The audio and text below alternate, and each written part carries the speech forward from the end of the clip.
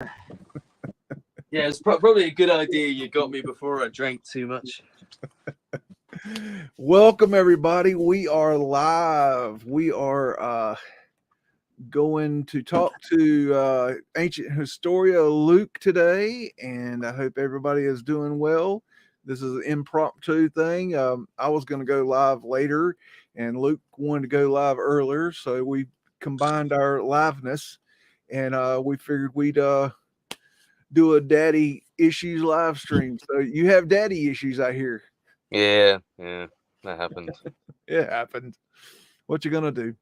Yeah. Anyways, oh man, so it's raining and cold here today, so I'm off. So I've been researching all morning and digging in digital archives and made a video earlier, and that's about the gist of that. But I've got a really really good digital archive that I was wanting to share with everyone, but it's one of these archives that won't let me download the images in high res. So the easiest thing to do is just show it to you online.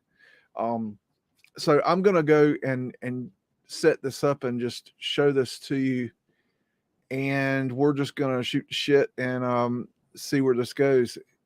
So let me I should get, you know what, I'll get YouTube up and see if we can see comments as well. Can I see the comments via StreamYard, or do I have to go to YouTube?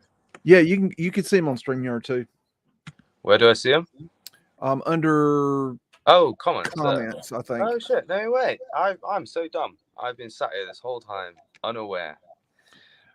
Daddy issues. Daddy issues indeed. So this is the Hagley Digital Archives. I'm not exactly sure where Hagley is, but I ran across this one. It's called the Warren Effort Company Photographs, and it says about this collection. The Warren Effort Company was a roofing company founded in 1852. This online collection consists of 178 images from 3 unbound albums circa 1900. Which were used as sales portfolios to show the variety and extent of the Warren Effort's roofing jobs on a variety of buildings. The buildings are predominantly industrial structures, but the collection also includes railroad company buildings, offices, stores, apartments, and private homes. The collection covers buildings in the greater Philadelphia area and surrounding areas of Pennsylvania, New Jersey, New York City, and Connecticut. This collection has not been digitized in its entirety. So, anyways, because they're I can't download the high-res images, we'll just go in and look at each one and go from there. So this is New York Mutual Life Insurance Company in Philadelphia, Pennsylvania. And I'll let you see the overall shot, and then we'll go into it. So anyways, you can jibber jaw all you want to, and I'll just keep this thing rolling. Yeah, say hi to everyone, by the way. Lovely to see you all. Oh, well, I guess you're seeing me, but... And y'all go sub and check out Ancient Historia's channel. He's trying to go over the 10K mark on his subs, so help him out with that. Yeah, I think we're going to do that tonight, you know. I'm on about 9,950 or something around. So tonight that should be broken, which honestly is amazing. My friend set me the goal of doing it by the end of March, but... Oh, I think you're going to do it real soon. Oh, yeah, and I'm very pleased. You know, for a short while last week, it was looking like I wasn't going to make it, but then I did a couple streams with Cam whilst I was drunk, and that really boosted my ratings.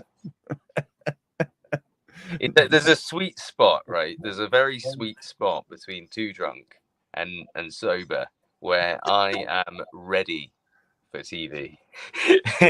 Definitely. I hear you. I just need the Dutch confidence, but you know, too far and I'll be annoying, but with just the right amount. Oh man. That's really cool right there. Okay, I'm just that's beautiful, that building, isn't it? Let's see. So this is Philadelphia. That's brilliant. Wow. I was Stephen going to say I think I've Girard seen a building. picture of this. I don't think it looked like that before though, because there was another. Oh no, I saw Gerard's Bank. That's what I saw, not Gerard Building. Gerard's Bank. That's a drawing. We don't really care. I don't really care too much about Mr. drawings. Gerard seems to have quite a lot of buildings, doesn't he? The dick. There's Fred. And we got, these underground poking out here. That looks like pavement light right there. What year was this photo from? I'm not sure. I'll check in just a second. Cool. I mean, I'm going to presume it's after the 1900s because I don't know if we saw a horse and wagon on those trams, but the electrification of the tram system happened around the 1900s. So this is the Gerard Life Insurance Annuity and Trust Company in Philadelphia, and the date 1900. Yeah. I was gonna say. See, that was pretty good, right? That was not bad. Not bad guess. Philadelphia and Reading Terminal in Philadelphia. I'm sure this is all 1900. Let's see. Well, of course it'll say 1900s to be fair, because they can't have you knowing that the tram system might have been electrified earlier than that. Yeah, that's true. There's some stairs to underground right there. There's a nice little underground area. Shops right below the freaking sidewalk. There's Fred. So strange, isn't it? Hello, Yuyan. How are you doing, you gorgeous motherfucker? Sorry, I shouldn't swear. No, it's okay. That one deserved it. I cuss like a sailor too. And hi to Shari as well. Hope I'm pronouncing your name correctly. It could be Shari. Mo Samson. Hello, Mo. How are you doing? I hope you have the long hair of Samson that gives you strength. And hello to Michael Joshua Lewis. I can't make any references with that name, but still. Just call him MJL. That's a weird feature right there. Look how that building is niched out or something. That's so odd. It's like they've taken two separate buildings, isn't it, and kind of just slammed them together. That's really wild looking. Why would you do that? That's strange. They needed an extra room and they were like, fuck it, let's just use the extra space we left. These right here are portholes for the wind catcher system. So wow, really? Yep. These they could open and close these. Air conditioning. It was old world air conditioning. Now it wasn't air conditioning like we know, like where it cools it, but it was it conditioned the air. It gave you fresh air, and it would condition the air temperature a little bit, but it was mainly for bringing in fresh air. And a lot of people don't realize that you have to have fresh air in these buildings brought in because the air just doesn't get in. Yeah. And I imagine they're quite sweaty and dusty. And well, the old world, I think, was a lot more tempered climate, and so this is Lit Brothers, Philadelphia, PA. But I don't think the temperature was much nicer in the old world, is my thinking on that. Hi, Chris. Hope you're doing all right, mate. You're a beautiful soul as well. What does a soul actually look like? What is a what, sir? What does a soul actually look like? Well, yeah, nothing, I guess. Or everything. I figure it just looks like a light of some sort, like a. I don't actually think it has an appearance. I think a soul is just your consciousness. So if you imagine an invisible barrier around your consciousness and outside of that is other people's consciousness, I think that's kind of what it is. I don't think it has a form in itself. The form is your body. You inhabit your body. But I think just a meat suit. Yeah, you just float around as an invisible ball of knowledge, really. That's pavement light right there. All that. There's a hookah. Yu Yan says that we're golden chicken nuggets, and I think that he might be right. That could be true. Yeah. Have you met the Golden Nugget? Golden Nugget. The Holy Nugget appears. Jeez. The flat earth asterisks, dog toothing. That's just incredible architecture. You know, it may not be like from somebody from Europe, it might not be as amazing maybe as it is to somebody from America, because in America, we don't believe, or I didn't believe we had buildings like this. Not very many, if that. Like when we see buildings like this, we think of Europe. Well, yeah, I mean, I think when I first started researching some of this stuff, the one I used to fixate on the most was Chicago, because I noticed that it went from, when it was founded, so when it was a small town in like 1832, it went from however many residents to 1 million in like 60 years. And as much as you can say people, moved in, well, they need houses to move into. You can't just move somewhere if there's no houses. Oh, fuck it, I'll just sleep on the street. Don't worry, I'll wait. Yeah. And then, you got to remember as well how many people in a city are builders. You've got other jobs, It's not like, oh, okay, come on, everyone, grab some bricks. We're going to build some houses. You've got builders, surely, people that specialize in that trade. So I always felt like that just never made sense as to how such a small amount of people made all this stuff. And I think that's, whatever way you want to look at it, whether it's huge worldwide cataclysm that's destroyed the old world, or if you even want to see it as simply as maybe this was like the cities of another nation that you've invaded and taken over, and they don't want to know the truth, stuff like that. There's multiple explanations for why buildings could be there before the people are there. But the point is, the buildings are there. Yeah, I agree. It's like I was listening to I think you were on the street. The one yesterday, I think it was a rerun. It was a rerun of you, Bernie and Shim, and I think you. Probably. And y'all were talking about Tartaria. And you got Shim kind of like playing the devil's advocate of, is Tartaria what we think it is? And y'all were kind of giving him your opinions of it.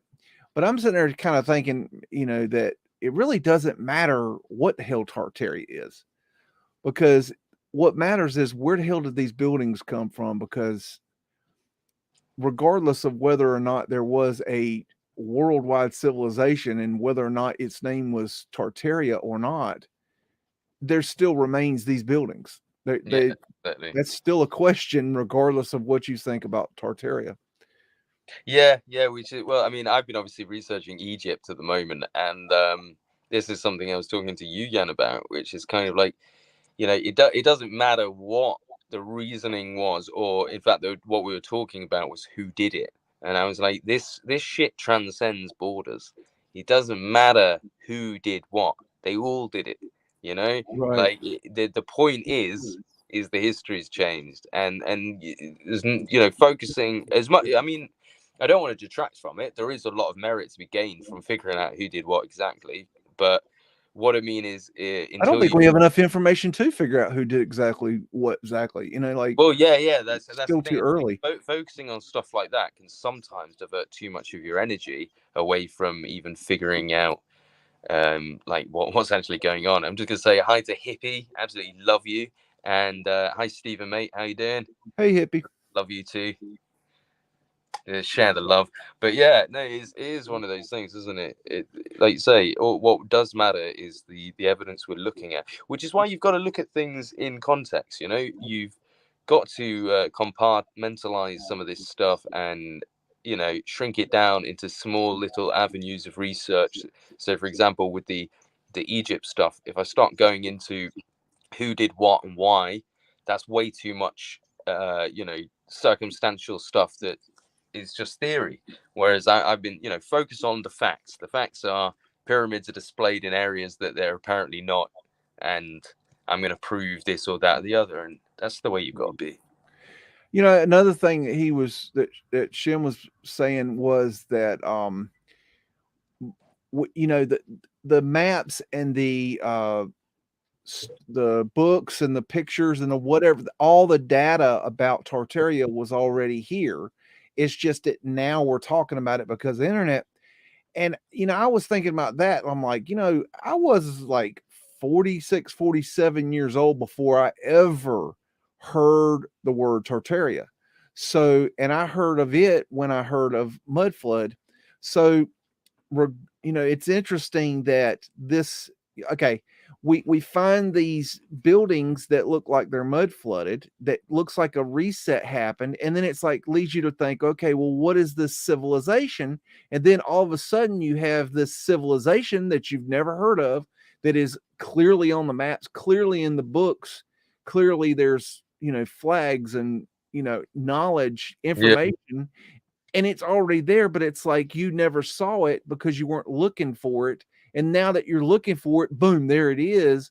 So I think there's something to that, I mean, in a sense, I think that the Tartarian element of it, it's a key word, it's a buzzword, it's a word that, for example, you know, is going to get me more hits on a video. So whether something is really Tartarian or not is actually really hard to discern. I think Yugen just mentioned in the comments saying about, you know, he thinks Tartaria is an empire between this and that. The point is like, they imagine if you could go back in time, find the Tartarians and say, oh, you're the Tartarians. They'd be like, what? No, we're the Schmexicans, you know? You'd be like, oh, okay. It doesn't matter about the name, because the point is if it really was a Tartarian worldwide empire called Tartaria, they probably wouldn't have it on maps today, hidden for us to find. So Tartaria is a small section of a bigger mystery. Tartaria is a piece of the puzzle. It isn't the name of the puzzle. And that's what people have to understand. So whilst Tartaria is a great keyword to bring up and talk about, so for example, you know, the histories I've talked about with Timor, you know, you could quite easily call that the history of northern Afghanistan, or the fucking, you know, the history of independent Tartary, or the history of Dutch Kapchek.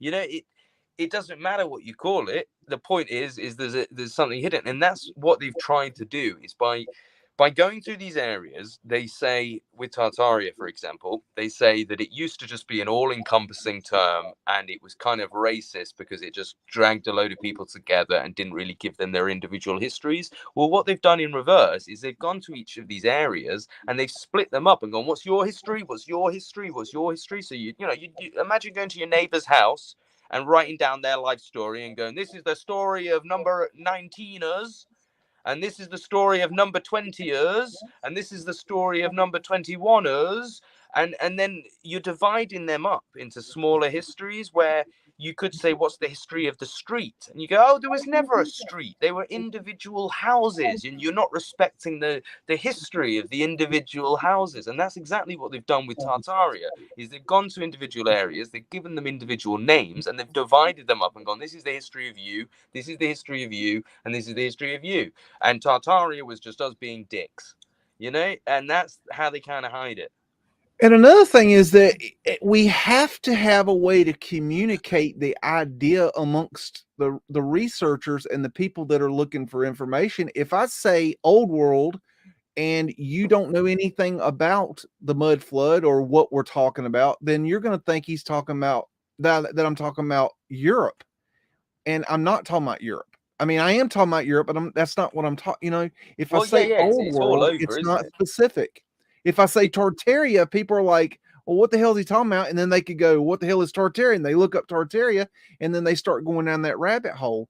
I would rather use the wrong word and have people find the right information than to have Which, I mean, that's something I wrestle with, is like, should I really be adding Tartarian to this? You know, is it really? But that's, like you say, it is, you know, it's part and parcel of the game of trying to get your information out there. In the perfect world, you wouldn't need to do any of the clickbait stuff. You'd just be able to post a video and have it, you know, viewed based on. I don't think it's clickbait, though. I think that's a limited limited thinking of it. Is that I think it's bigger than a clickbait idea. I think Oh it's no, no, no. I it's didn't mean more of we to have to generalize it in use that way. that I just mean, right for now. example, if I do a video that says, you know, the true story of the Egyptian pyramids in Thebes and that the other, as opposed to doing the video with, you won't believe what I found in Egypt, with arrows pointing and like, whoa, you know, that you just like, that's just a fact of life that we've got to live with, which unfortunately you have to appeal to the algorithm. Like,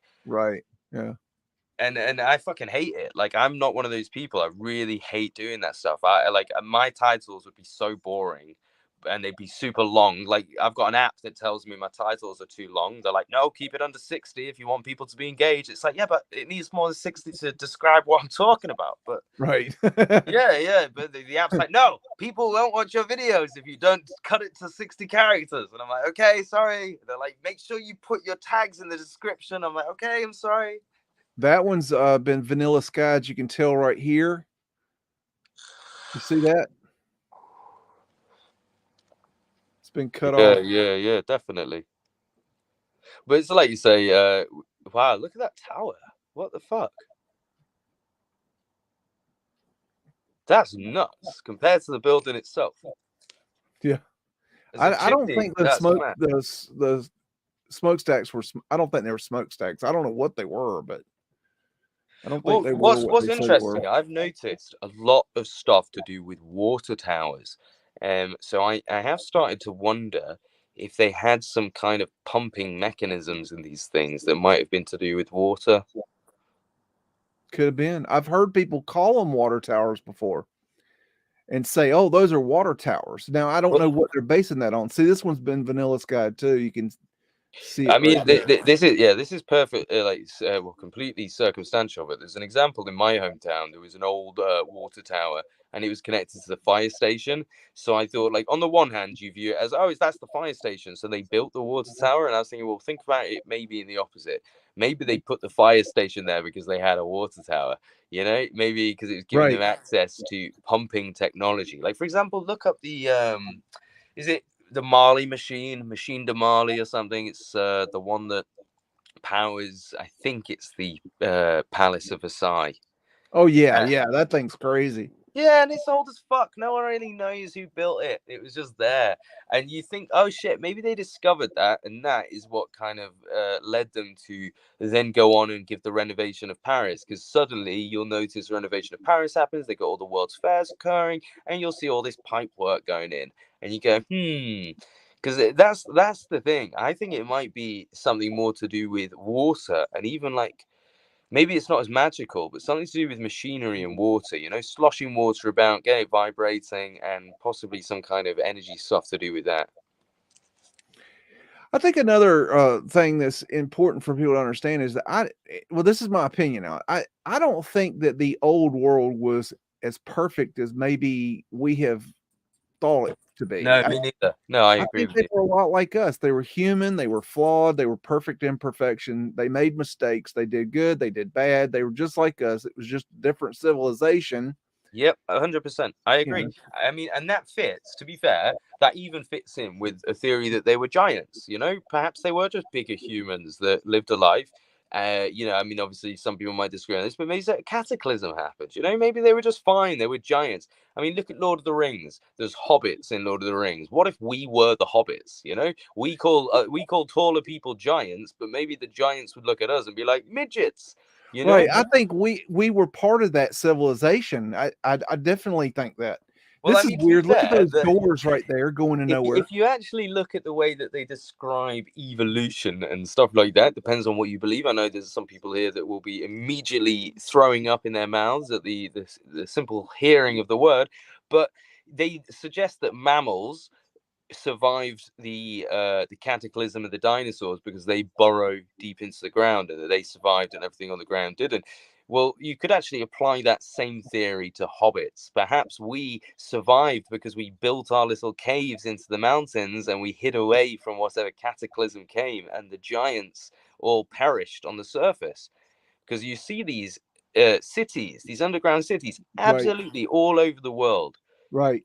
And it Yeah. does make you wonder, did we emerge from the cities, the survivors, the sole survivors? Were the giants too big to hide in the caverns? I think in the long and short of it is that we planned an attack on these giant people, and we went underground while the people that were carrying out the attack carried out the attack. That they killed off the giants, and then we emerged from these underground caverns that we dug out, and then we took over. I It does think put, well, we to were be fair, that puts a different spin on the Egyptian theory of, Egypt had the slaves of the Jews, the Israelites. The Israelites in Tartarian theory supposedly go on to become, multiple people, but in particular the Tartars, the name Tartaro, literally meaning remnant in Scythian. So that's that connection to the tribes of Israel. So it does make you wonder whether, like just what you said about this destruction, maybe we were the slaves of a higher race and we decided to destroy them. I don't know if we I don't really think we were the slaves. I think we were just the low man on the totem pole, and we wanted our comeuppance, and we decided to take it. I think we wanted more than we had. We wanted to be the big man, and so we came up with a But plan here's the to question: get rid of these guys. why wouldn't that be part of our history? Why would the history? Because you could easily twist that into a good guy story, as in, remember when we were fucking stepped on by the giants, and then we turned around and kicked their asses. Why would they hide that I think from us? control. I think the elite. I okay. This is. I'm just thinking outside the box. I think the elite did this without our knowledge. That they said we need to go underground. There's going to be a cataclysm, and while we're underground, they carried out this attack, and they didn't tell us what they did. And then when we emerged, they said, "Okay, well, we've got these buildings. We need to fill them up." Or they didn't even tell us that. I think that like the lower people, the lower class of the people, didn't know what happened. And I think that's why when they came into these cities, they didn't know that we didn't build them. So, I'm well, not explaining that very well, but yeah, no, you did a good job. In that theory, though, like if it is giants, what do you think about the connection to the fact that in the Bible it speaks of the Nephilim, who were a race of giants? Now, you've also got to remember that in the past, I think that happened a long time ago, though. yeah, but right, Yeah. one sec. So just connect for a sec. If you think the Nephilim happened a long time ago, a race of giants that were wiped out, but then these were a race of giant humans that got wiped out, don't you think those two events could be connected?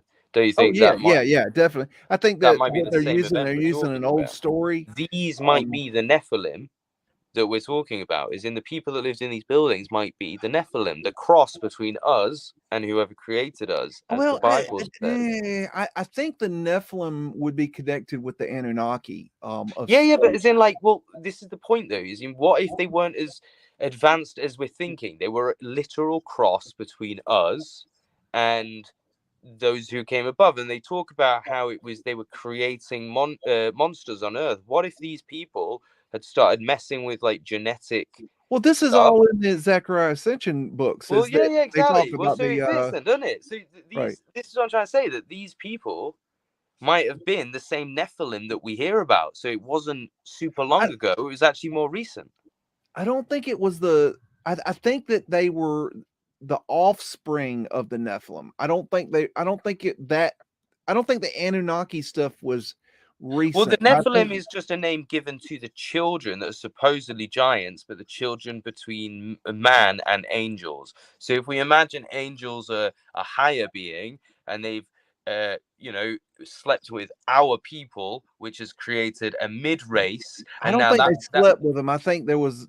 I think they well, it could genetically be, yeah, it could modified be them. science or sleeping or whatever. That, like I say, Yeah. that's irrelevant. But the point being that there's a mixed race that's superior to us because they're taller, maybe they're smarter, maybe whatever, but they're superior to us. And in the Bible, God says you got to wipe them out. But maybe it's because the fact, like, the point is it was supposed to be about humans on Earth, and now you've created a race that's better than humans on Earth, and they've taken over. And the humans, I mean, if you look at the Bible, it actually says that the Nephilim started to run out of food and even started eating the humans. So let's put a real dark spin on this. Let's imagine it got to the point they were farming humans, as in us, and the Nephilim were farming us, and God was like, this can't be fucking happening anymore. I can't do this, and blasted the whole thing and wiped them out. Got the humans out, and that fits in with this story of Israel, as in we were the slaves, we were the food for these people, and you know what I mean. So it might have been amazing at one point, it might have been brilliant, but then they ran out of food or something, and they started eating us. And that's how it divulged, and then eventually the top people, the people above, decide, fuck this, we got to get rid of them.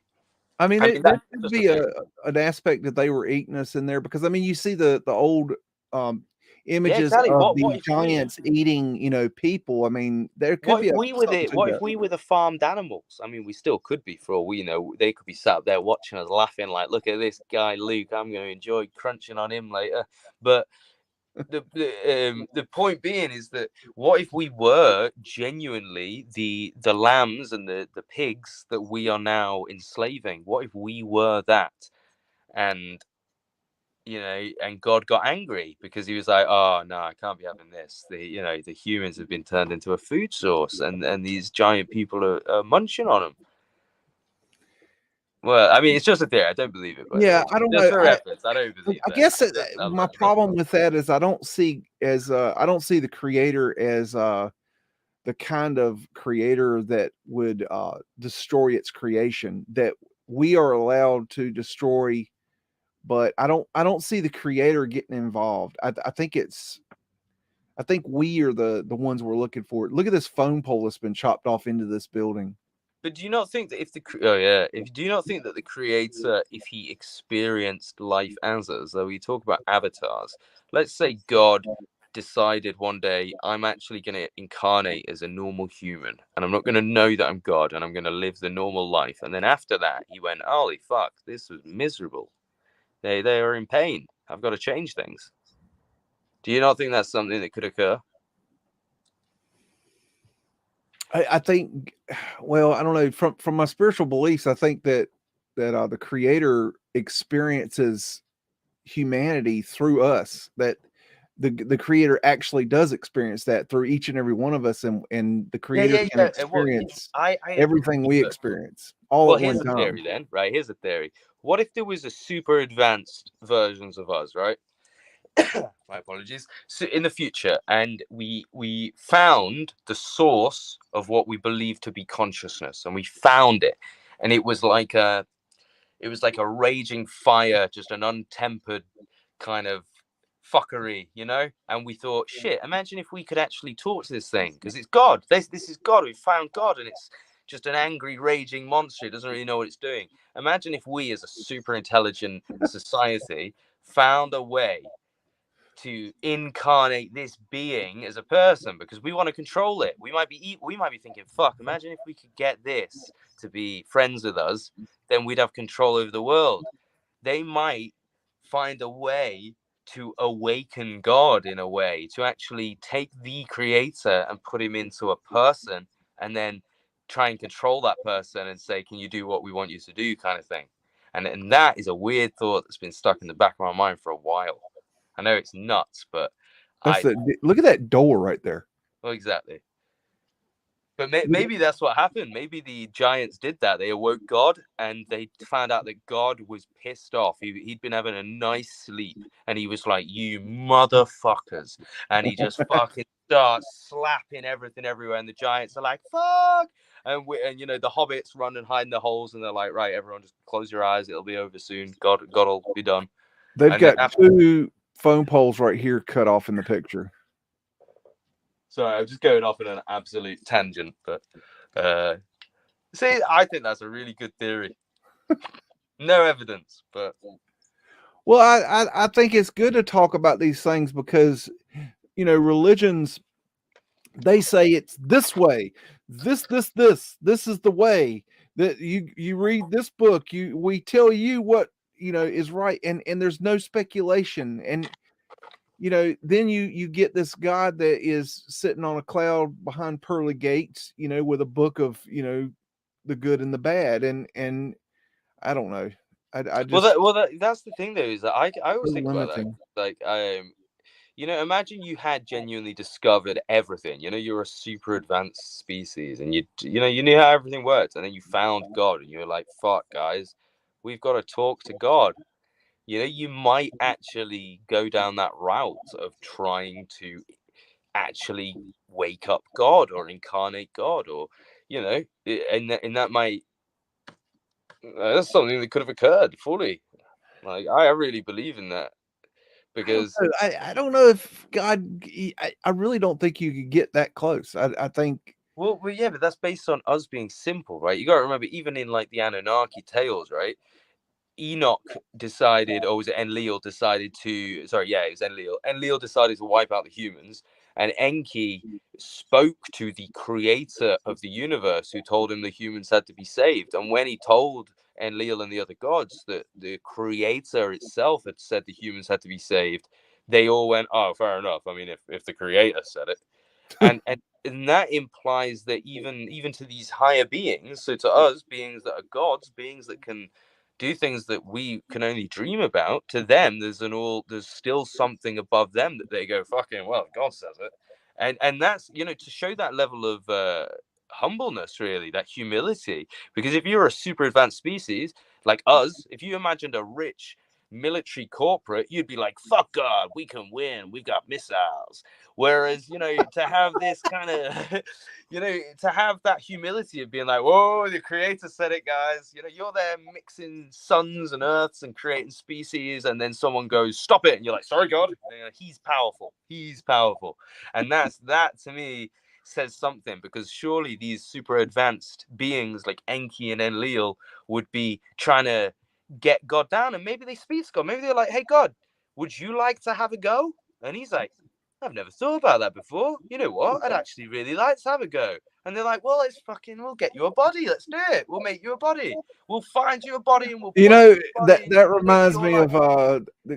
of God playing skeet ball in the Jay and Silent Bob movie, Oh, Dogma. I've never seen that, but In that movie, they can't the I think it's the devil is going to take over because God is on vacation, and God is in a woman's body playing skeet ball in a man's body playing skeet ball in Florida. And so finally they wake, and then the guy has a heart attack while playing skeet ball, so God is on a life support. That's kind of the idea of the movie. And so they have to save God, and they save God, and they've come to find out God's a woman. And that was a great movie. That was wow, really yeah. You fun. know what? I wouldn't be surprised if that turned out being the truth, because as I was talking to you, Yen, about earlier, like the world hides our history and the truth in our media. It likes to do that. And again, the only way I can explain that is God. Either it's either like a super advanced version. I mean, there is another theory, right? Somebody's brain gets trapped, and they end up accidentally becoming God. Like their brain gets trapped in the realm, and then after millions of years of being in there, they just learn to be God, and then it becomes like a weird paradox where the person who is God wasn't originally God, and you know what I mean? But if you want to avoid science fiction level shit, then well, I mean, I suppose this is all science fiction, isn't it? But it's still there's a lot of interesting theories, because I really like the prospect that God would want to visit and actually live life as a person. And if you're going to do that, then you wouldn't want to know you were God, would you? So God Well, might see, genuinely. that's the Wow. whole thing of Look at that my brickwork, by the way. spirituality being pantheism. Is the idea of Oh, go back, pantheism is that go back, go everything back, is go back, God. go back, go Okay, back. hold on. That Which image, one? that image is really good. That brickwork on the side of that. This Look, one. it just cuts off. Look, Oh no. no, the one you were just on. That That one there, one. yeah. Okay. Zoom right in on that brickwork. Look, it just cuts off right there. See? Look, zoom in on the top, where you got that. Look at the way that just kind of cuts off and Right. becomes all this They weird have a white brick. facade brick Yeah. on the Look, front. the brick changes completely. Right. It's a yeah. Look, They would use crappy brick on the side and then facade brick on the front. It's a different quality of brick. Um and it's a uniform brick, whereas this is kind of the clinker bricks. the angle as well. Right, zooming right at the top of the building there. The angle that they've cut this off is just so random. Do you get me? Well, it's you talking I about mean, this I kind of right here? understand it, but as in, I don't. I think it's probably just angled down for water, well, but as in, like, I could really imagine the front of that building being blown off and them just adding that back on. Is what I'm trying to get at. Look at that as well. The cut there in that change of brick between that third floor. Right on the third floor, the brick changes halfway through. Like there.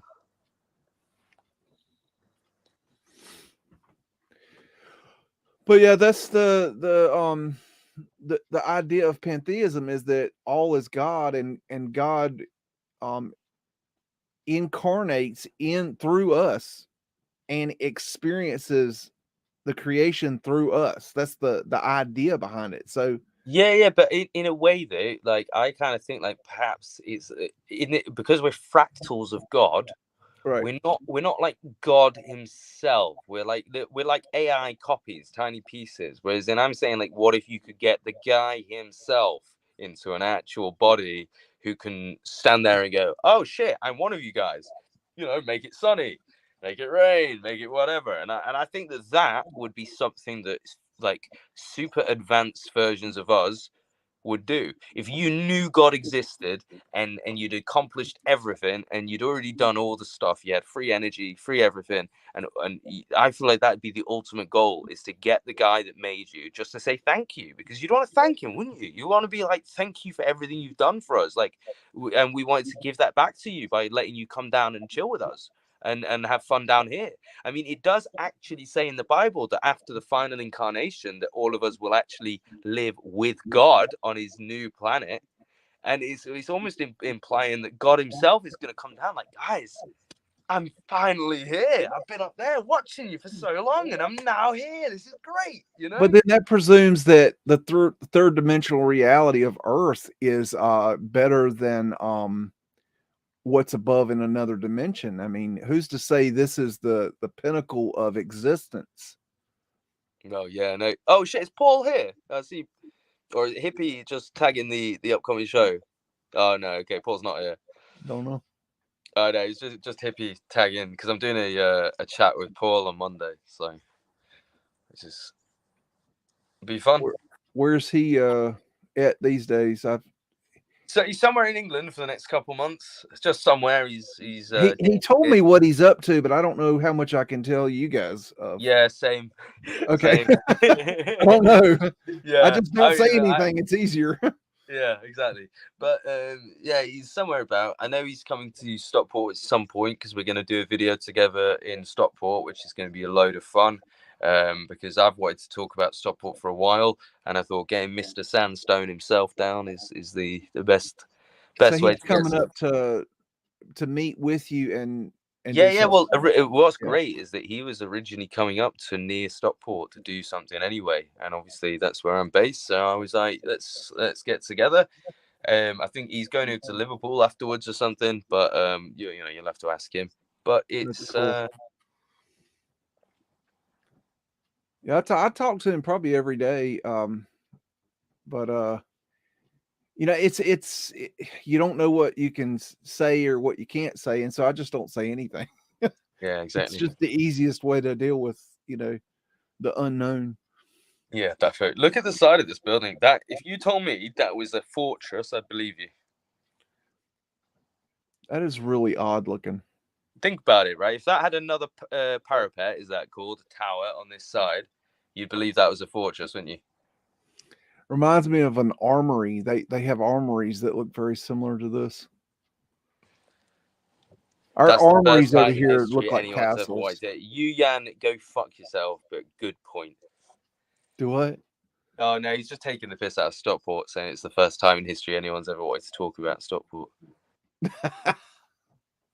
Where?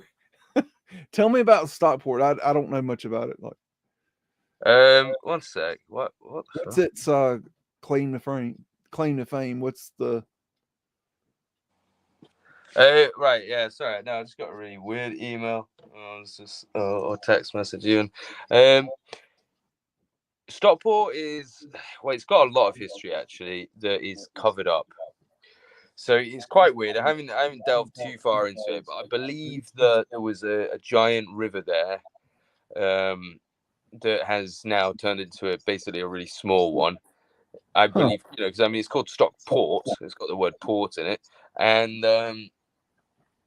there's just it's too much to go into. But I believe that it might be a site of big importance because about 1,000 years ago, they built a castle there called Stockport Castle, which you can find no information about online, even though this thing was supposedly bigger than Pontefract, which was at the time, I think, the biggest castle in England. Is it still there? No, it's completely destroyed, completely gone. Yeah. What people have to understand about this is that if it was the biggest castle at the time, then it was most likely inhabited by the king. Right. And it's not like a everyday guy just went, hey, let's fucking build a castle, it's gonna be the biggest castle ever. It's an important person, and if the king heard that you'd built a bigger castle than him, he'd come and take your castle, because he's not going to be in a smaller castle than the guy that, you know what I mean? Right. If you heard that Frank down the road's built a bigger castle than you fucking what? Right. It'd be nuts. You'd be there, right? Get the army. We're going to Frank's house, dickhead. I'm taking that castle, right? And that's exactly how it'd be. So at some point in Britain's history, Stockport was most likely a site for a king, but that isn't in the history books. There is no king, and it makes sense, to be honest, because you got the King of Mercia, King Offa, who was around in the 8th century. So if you move forward a few hundred years, it makes sense that there might have been a king of Mercia possibly living in that area with a gigantic castle. Now you just have to ask why they've got rid of it and why they've hidden the history. But what is interesting is there's actually a Valley of Kings as well in Stockport, and we have a pyramid. Really? Yeah, a pyramid, an iron one built that was owned by the Co-op Bank. But yeah, no, a pyramid in the Valley of Kings in Stockport, which is very strange when you think about it. And yeah, lots of old world buildings looking like Greco-Romano design, stuff like that. We'll do it, like I say, just tune in for when we all go, and we'll go into it. But one of the most interesting things about Stockport was there was a clockworker shop there, and a jewelers and stuff, who had a shop front that could be lowered into the ground at the end of the day via a mechanism. They went under the ground and they spun some giant levers, and the entire shop front lowered into the ground.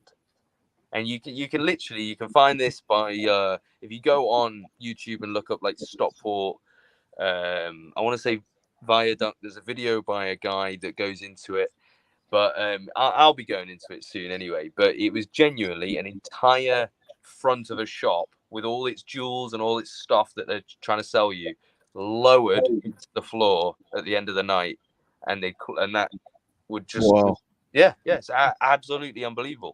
The lever system's still there. The building's become a restaurant, but the lever system's still there, and it's absolutely amazing. But right as we were going live, Exertus sent a message in the group chat that something about viaducts. He was going on and on about viaducts. I don't know. I didn't have a chance to look at it because we were going live, but he found something. I don't know what he found, but interestingly, Stockport actually is home to the biggest viaduct in Europe.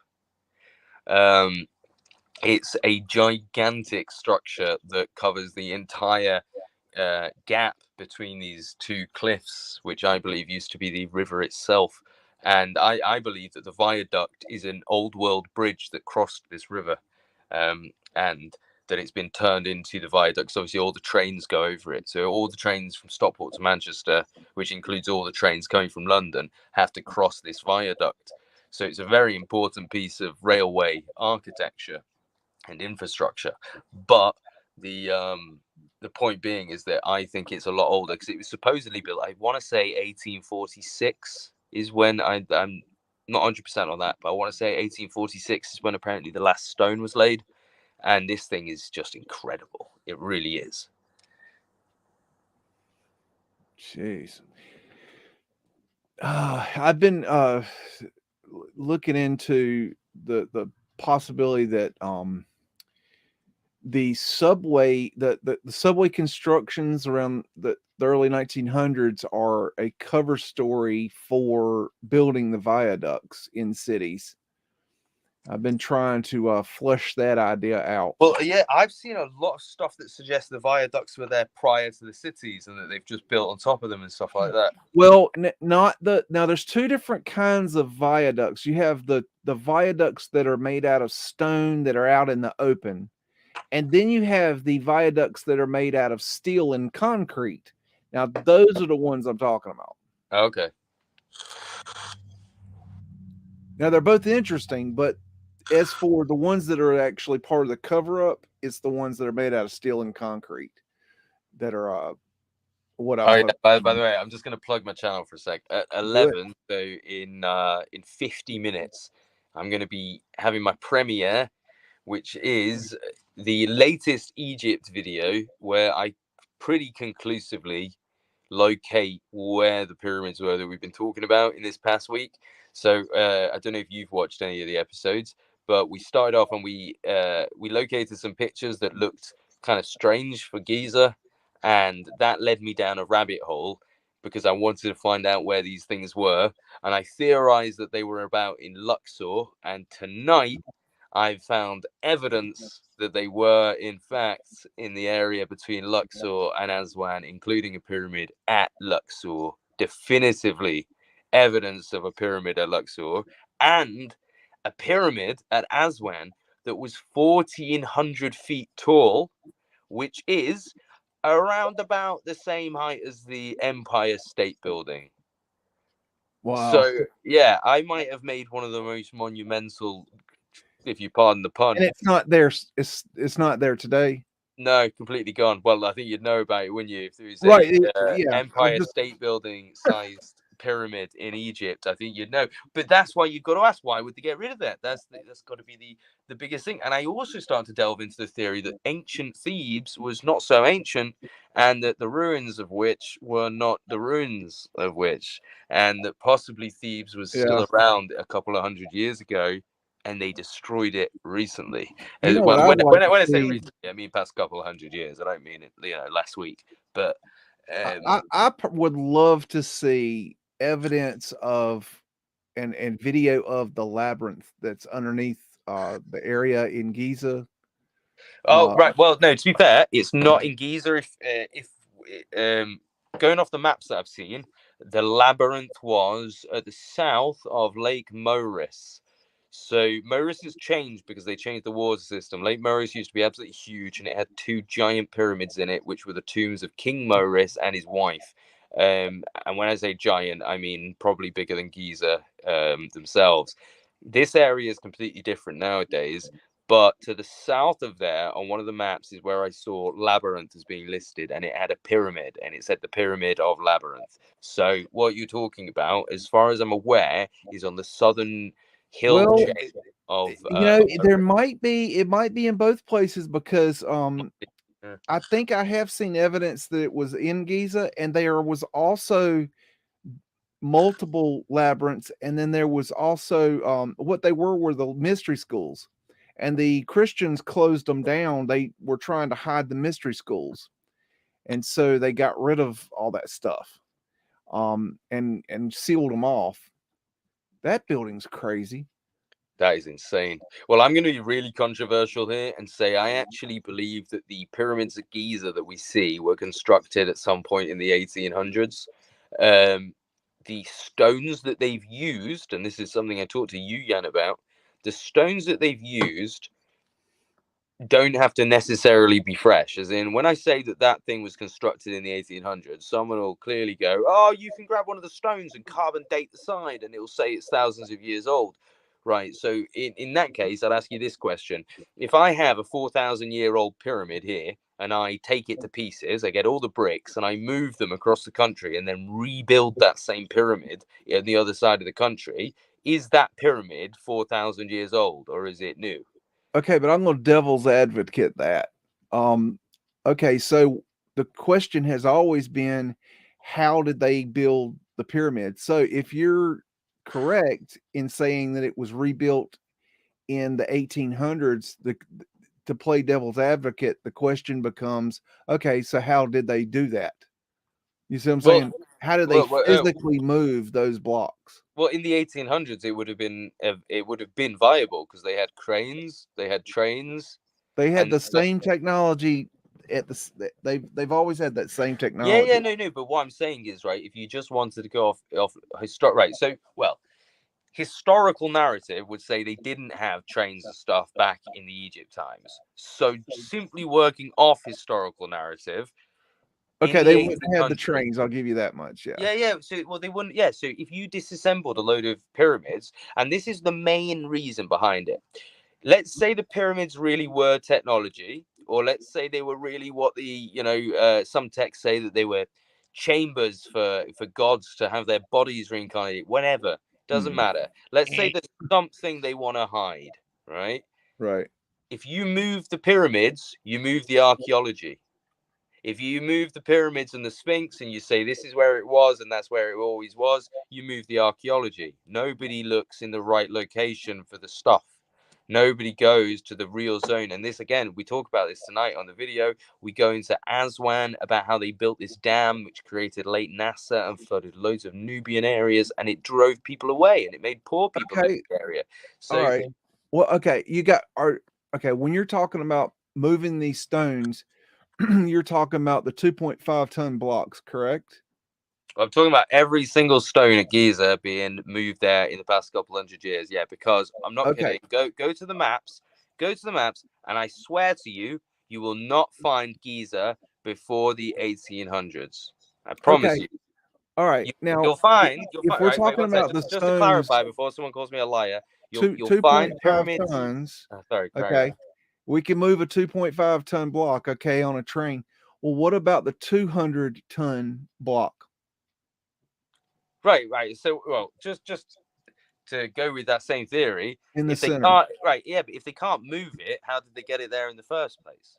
Well, I'm not saying. What I'm saying is, we don't know how, by the official record, how the hell they did it. So then, if you're, I'm trying to play devil's advocate here.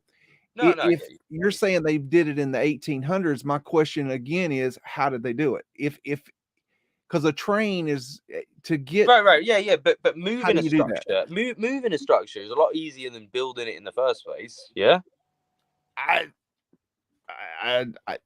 Well, as in, right, making those blocks and putting them up the first time, 4,000 or 5,000 or 2,000. I think 200 tons is 200 tons, regardless. Yeah, but exactly. But they still had to do it. They still had to get 3,000 years ago, when they did it. They still had to do years it. ago, or no, yeah, but do you not see what I'm saying? Is like if the technology was there, then the technology is here. So, what if we've just got to the point where we can reconstruct these things? Like, another thing that I touch on in my videos is the possibility that these things. So there was two theories: one, they're purposely destroyed, or two, they were destroyed in a war and they've just been moved. But I don't really buy that, because you'd still have historical evidence. It's very easy to say, oh, there used to be some pyramids over here, but then they got destroyed. There used to be a Sphinx over there, but then it got destroyed. That doesn't break your narrative. That doesn't make the world go crazy. People aren't going to be pulling their hair out going, what? You know, that's fine. So the fact that they won't admit to there being pyramids and sphinxes in the area means that they're hiding something. And that's what you've got to look at. I can get behind. Now I'm going based off. Look, I've been busy this week. I haven't been able to see these videos, but I'm just going by what you're telling me right off, top of my head. I can see like a possibility that there was pyramids in the area you're talking about. And there was definitely pyramids of Memphis. Okay, so Memphis, the ruins of Memphis are where Cairo is today, and there was definitely pyramids in Memphis. I'm not sure. Let's just say that's right. Now I could get behind that and say, well, they could have destroyed those pyramids. I could definitely get behind that. Right. Where I have a problem is where it goes from one place where you take the Great Pyramid and disassemble it and move it, because from a construction standpoint, I I don't care what kind of technology we have. Even today, I don't think we could do that. I Well, really right. don't Well, think we could. actually, if you look at the pyramids of Giza, if you actually look at the top section, you'll find that they're tiny. The stones are small, right? I mean, well, they're still big, but they're not the same stones that we see. For example, the ones that I'm pretty certain I've decoded to be in Luxor, they were said to be 624 foot tall, and the top of the pyramid was described as being made of 5 stones that were altogether 16 foot on each side. So 16 foot by 16 foot on a square. So 256 foot squared at the top of this pyramid, made of only 5 stones. If you go to Giza, look at the top, as you'll see in my videos, it's not 5 stones, it's a million fucking stones, and it's also 450 foot tall. It's not 624 foot tall, right? And this is exactly what I go into tonight. So we can actually, we can throw out the conversation of whether or not they moved them. The simple fact is there was bigger ones. You don't even have to go into the point of where or why or what. All you have to look at is the evidence. There was bigger ones than Giza, and they don't exist today. So, if they don't exist today, how did they get rid of them? They must have moved them. As in, like, even if you're destroying them, you still move the object. You know, you can shoot bullets at it and cannons, and then take the pieces, but you're still deconstructing the object. On 9/11, they dustified a building right in front of our eyes. So they have capabilities of doing things that we're not really aware of. Well, no, but yeah, I mean, the point I'm trying to say is if they're capable of doing that, do you not think they're capable of taking some of the stones that are left over and reconstructing some other pyramids? And why would they do that? This is why. Right, no, just one sec. This is why. Because in your history, right, if you're, say we're here now and the pyramids weren't in our history, and a book turned up like this book that had pyramids in it, everyone would be going, wait, what? So what they've done is they've destroyed this nation, and they've recreated with the remnants. They've recreated pyramids and a sphinx in a location that's away from all the real stuff. And they've said, that's the site. And whenever any pictures turn up, like the ones I've been researching, they can go, that was just Giza. That's Giza. Look at Giza. It's beautiful. Big pyramids. And that's the point. Of course, they're going to move real stones, because if you were going to build a fake Giza, people would be able to go, those are brand new. Those are brand new stones. So they've taken old stones. And now there was pyramids in Memphis. There was pyramids in Saqqara. There was pyramids in Dashur. They are all down the south, the west side of the Nile. So wait a minute. Let me get this straight. You think it's more plausible that they dismantled these larger pyramids in one place and took them to Giza and reassembled them in the 1800s than it is for them to have been there to have been larger pyramids in another location, and that they destroyed it, and there was also pyramids at Giza. Right, right, okay, no. So I agree. There is a completely fair chance that the Giza pyramids were there, and these other pyramids were there, and they just left the Giza ones alone. But you'd have to ask why. Why would they destroy all the other pyramids but leave the Giza ones? Maybe it was so hard to destroy the one, they were like, fuck it, we're not going to try it again. Okay, then, well, that raises the question why the Giza pyramids don't really appear in any maps before, I'd say, before 1750. The Giza pyramids probably don't appear before 1750. You'll see pyramids of Memphis. Well, we see that with Vesuvius too. Yeah, but the point I'm trying to say is Giza pyramids are supposed to be the biggest, yet they don't even appear on any maps. And the pyramids are being shown in completely different places until about the 1800s, when all those other pyramids disappear and the ones at Giza appear, and they go, these are the biggest. Go there. Well, a map back then is also a propaganda piece, and maybe they left them off because they didn't want to show people that there was these pyramids at that time. Well, tonight on my video, I'm going to prove to everyone that these pyramids were actually Nubian pyramids. So the ones that we see, the Egyptian with the pharaohs and that's bollocks. These pyramids were Nubian. And tonight I'm going to give you evidence, and you can make that decision for yourself. but I'm going to show that these pyramids were the way we see them as pharaonic, as in with the pharaoh style stuff. The ancient Egypt is bollocks. Yeah, The I don't think that the pyramids have a connection to the pharaohs or any of that. They don't. I will agree No, with they that. don't. Which is why this is bullshit, right? And I'll give you some more evidence. Hieroglyphs, Egyptian hieroglyphs. You can decode them with Welsh, modern Welsh. I shit you not.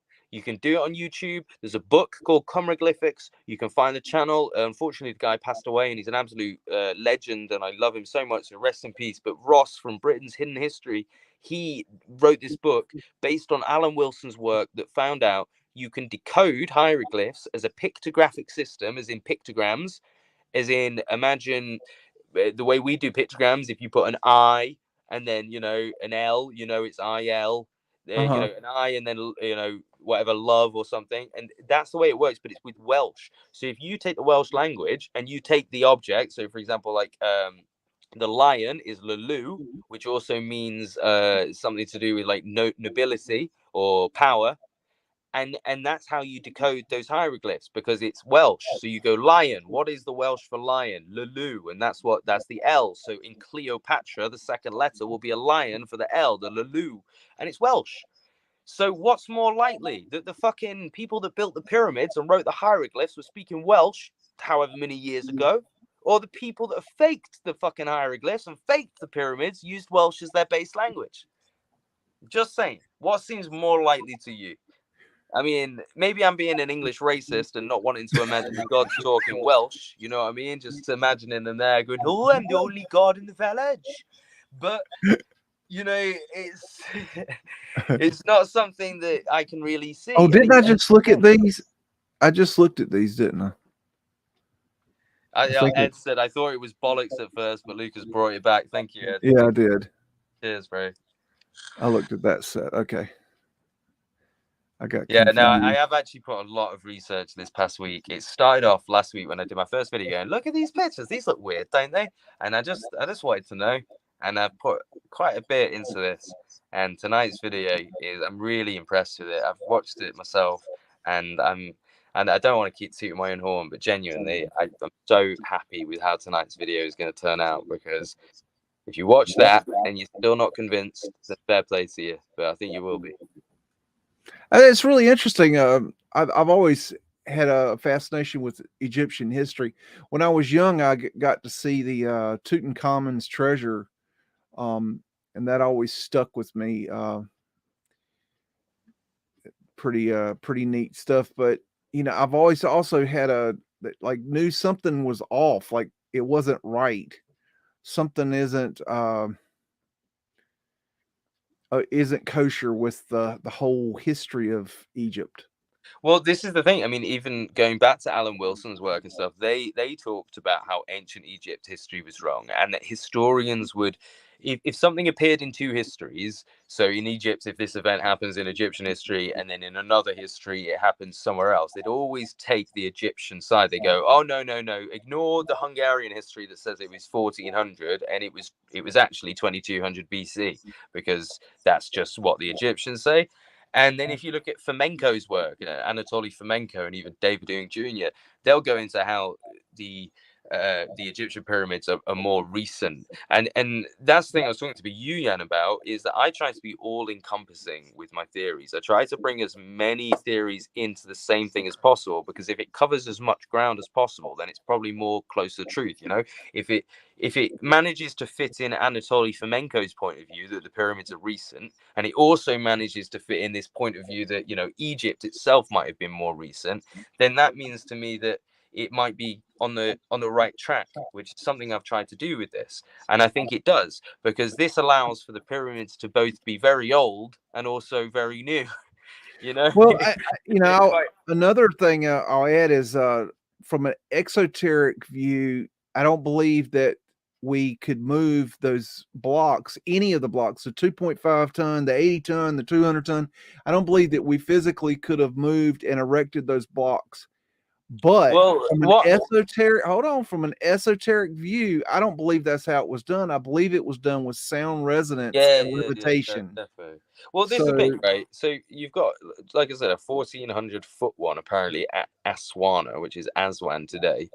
That would be bigger than the Eiffel Tower. It'd be close to the size of the Empire State Building. It'd be bigger than the Empire State Building if you disincluded the metal spire on the top of the tower. And that's how big this thing supposedly was. So you've got to imagine if they did destroy this and destroy all the other pyramids, there'd be so many blocks left over that you would be able to build a couple pyramids, wouldn't you? You would be able to ship all the blocks to Giza. And that's what you'd want to do because you'd be moving the archaeologists away from the real location. And Aswana is a really poor location. Loads of poor people there, and there's loads of crime and stuff because that's exactly what they wanted. They wanted you guys to move the fuck away. They drowned the Nubians at the top of Lake Nasser. I post a small piece about an article that talks about this, that the Nubians had to leave and all their stuff got submerged. And it was actually, believe it or not, it was the Soviet Union that encouraged the production of the Great Dam, which caused Lake Nasser and the flooding. So as much as I don't like to get into this borders stuff and pointing fingers and saying it was them, because, you know, it's something beyond borders, like I said, it's still interesting to note that the Soviet Union were the ones that funded the dam. And if you were the Soviets trying to work on some secret technology, it'd be a very good idea, wouldn't it, to fill the area and to make everyone move away so that you can work in peace. how did you stumble upon this? It was just digging around in archives? I can't actually remember how I came across the pyramid stuff itself. I actually think my first inkling to it was like an autodidactic video where they talked about Nubian pyramids, like being a bit taller. And then I just started researching Egypt in the usual places like davidrumsey.com, rare maps. And that's when I started noticing multiple sphinxes popping up. So I made a video on the multiple sphinxes and the fact that the pyramids didn't really line up with Giza. And that's when this all began, really. One of my most fascinating things about that I think the most fascinating is Abydos. I've been really, really interested in Abydos. Where's Abydos? It's kind of in the center of Egypt. It's where the Flower of Life was found. Oh, okay. The Temple of Osiris. That is a very, very deep, dark rabbit hole. Well, I tell you, I do tonight. I'll touch a little bit on some of the Tartarian connections because on the maps, believe it or not, there's so many locations that fit. So there's the Scythiaca region, which is obviously the Scythian region of Egypt. There's also a Nicopolis, which translates to a region of Bulgaria where there was a huge battle. There's also a city called Tartar, and multiple mentions of the pyramids being barbarian or barbarous, as in not what you think of the word barbarous, but as in belonging to the barbars. And that's what I think they're trying to hide, is that these pyramids, the Nubian pyramids, they're barbarian pyramids. On one of the maps, it quite literally says the Barbara pyramids silence the wonders of Memphis. It's literally telling you these pyramids shit on the pyramids in Cairo. That's how good they are. And they're gone, completely gone. Have you looked at that pyramid? Where is it? Is it in Bosnia, the Bosnian pyramid? Have you seen that? I've seen it. Yeah. What about it? That's just crazy. That that thing is just sitting there in the middle of that area, and nobody even knows what it is. Well, that's the thing, right? Think about it. If worldwide technology really was a thing and it was some huge empire, what do we see all over the world? Well, we see pyramids, don't we? We see pyramids all over the world. They are literally everywhere. So it does make you wonder whether the Ark of the Covenant was inside of each of all of these pyramids and was doing some kind of function. But do you watch do you know, have you looked into Curse of Oak Island? That theory, that no, what's going on with that? no, I haven't. Oh man, that's one of my favorite things. I've been studying that for years, and it just gets better and better. That they keep finding more and more and more, and man, If you really want to get somewhere interesting, that the Oak Island mystery is really really cool. It's one of my I'll have to favorites. check it out. It's a very it has a very long history, and it's the kind of thing that at face value it's like, oh, that's cool, but then like you don't really get it until you study it for a while and you see how much evidence they've pulled up and found, and it's just overwhelming when Right. So, you've Oak studied it Island. for a while. It's crazy. What They did you say? just Was it keep got Oak finding. Island? Was it? It's in Nova, off the coast of Nova Scotia. It's an island called Oak Island, and supposedly they believe that, or this is what I think. I think it's where either they left, they buried the Knights Templar treasure that went missing, or it was a staging area where they had it at one point. But I believe that's where the Knights treasure went after it disappeared. Knights Templar treasure. If you've ever seen the movie National Treasure, at the end of the movie, they go into the treasure room and they light the room up, and that treasure is what's considered the Knights Templar treasure. Yeah, no, yeah, I know what you mean now with the National Treasure thing. That's so weird because I actually made a National Treasure reference like an hour ago. Life likes to do this, doesn't it? Yeah, it's this treasure is supposedly the largest treasure in the history of man. It's enormous, and it's not just gold and silver. It's also in scrolls from Alexandria and things like this. It's all kinds of things, and they've even found parchment at Oak Island. So they believe that there's possibility of scrolls being buried there too. Yeah, I think there's a very good chance that the Egyptians, or as we know them, the barbarians, are very connected to whatever was going on in the world before, which would make sense, wouldn't it? Because, Tartarian Empire, barbarian empire, it's the same thing. What is interesting, I noticed on one of the maps, is that it actually listed Arab Sheikh tombs as being in the same place as these pyramids. And I thought, oh, wouldn't that be a nice twist if it turned out that they were actually, Arab pyramids? I was digging last night in an archive that had over, I don't know, it was like 1,400 images, glass plate negatives of Iran. Oh, yeah. And they were really cool. Yeah, Iran appears a lot in my Tamerlane history. Places like Herat and Shiraz. The Iran, I believe, is got a lot of stuff that we need to know. But is Iran part of where the old Sumer used to be, or is that Iraq? That's Iraq. But see, the thing is, if you go by the Zechariah Ascension books, what he was saying is that Iran was the landing pad for the Anunnaki. That what we call the temple at Baalbek, that is the landing pad. An interesting connection then is the Sumer Aryans, Tartar Aryans, Barbar Aryans, Bulg Aryans, Ung Aryans. You're seeing the connection. Yeah. And the Temple Mount, the quote unquote Temple Mount in Jerusalem was from the Zechariah Ascension book stuff, is supposedly the control tower for the landing in Baalbek. So basically they had a platform there that had their control towers on it. And they also talk about how the pyramids were markers for the Anunnaki landing. That and Mount Sinai, I believe.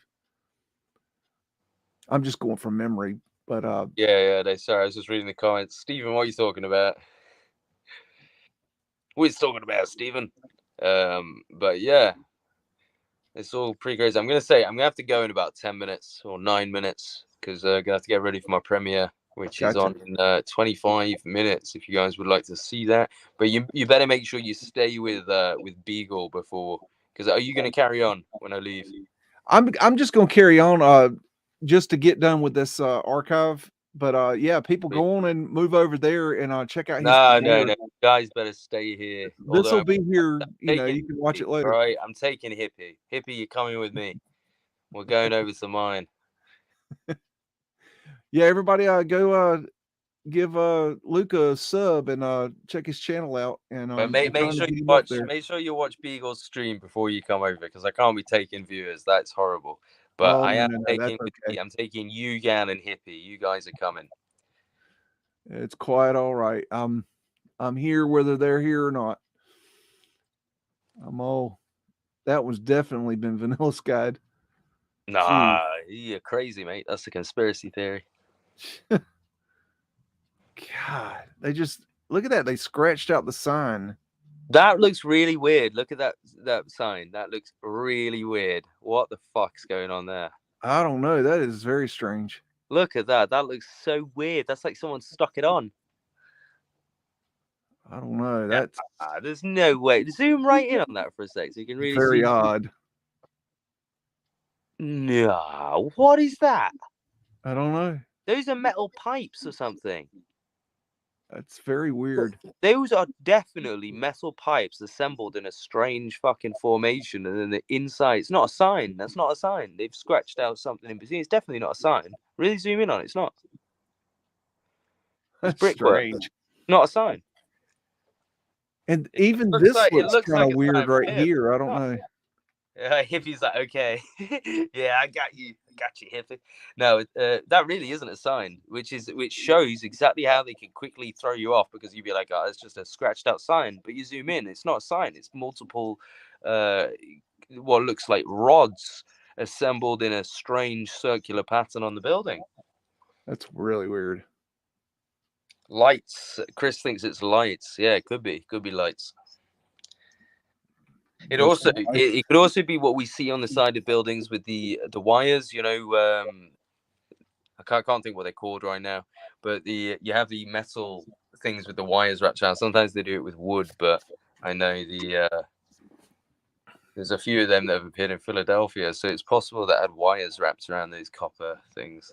That was really strange. I've seen so many strange things now. I don't know. It's hard to tell what to make of it. I got me a new piece of organite today. Yesterday. Oh, what the fuck is that? That looks cool as fuck. It's a charger for my drink. I can put my drink on it. It's like a coaster, and it supposedly charges your drink. No way. Where did you get that? I want one. On eBay. Not eBay. Amazon. No way. Can someone buy me one? Isn't that cool? That is actually, yeah, it's got the flower of life on there. David Ewing Jr. will be there going 33rd degree, 19. Pretty cool. Yeah. I like my organite. Good stuff. Yeah, everybody go check out Luke's premiere. Yeah. Thank you for having me on, man. It's been really good. I mean, I've got 5 minutes, so are you trying to get rid of me now? Should I? No, I just want to make sure I wasn't looking at pictures when you had to head off.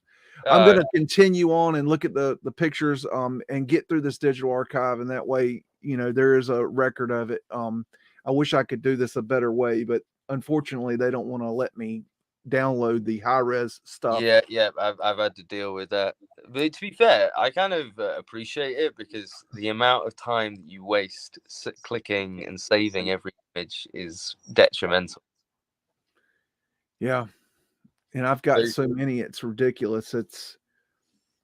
I've got too many now. I don't know, you know, what do you do with them all?